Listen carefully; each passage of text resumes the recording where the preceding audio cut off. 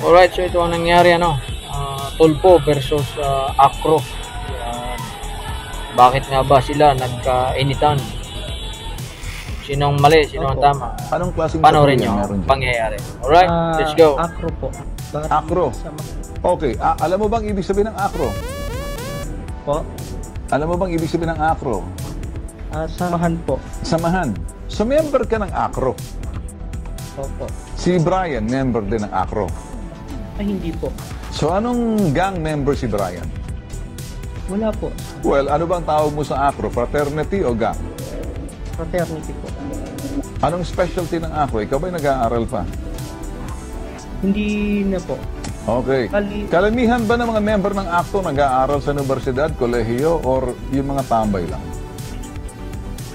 Karamihan po, nag-aaral po. Karamihan. Alam mo, nung araw pa na hindi ka pa pinapanganak, sa tanda ko na to, kabisado ko ng acro. Pag sinabi mong acro, para sa akin, hindi yan fraternity, gang yan. Tinamaputain ng mga may-ari ng kumpanya. Mamaliit.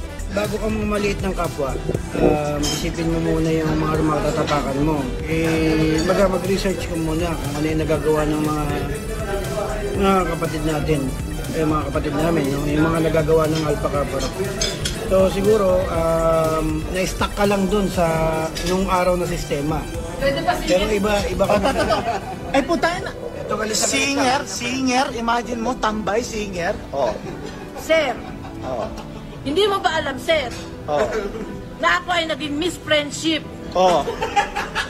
at Miss Talent Oh. ng Miss Caloocan 98? Shit! Tambay, Sir, man! naka-bathing suit. Oh. Hindi, pero sir, sir, bago ka sir magsalita ng ganyan, make sure, sir, na wala rin bahid ang kayong magkakapatid, sir. Hindi ba? Naalala ko nun, sir, naging pasagulero yata, sir, yung inyong isang kapatid. Sino ba yun? Yung nakipagsuntukan, sir, sa airport, mas nakakahiya yun, sir. Yun ay mukhang Hindi nga ito, mukhang gang kasi yung security guard is kanyang hinahamon security guard. Napakaliit na tao, security guard, kakalabanin mo. Eh, yun ang putang ina. Kakalaban mo ko.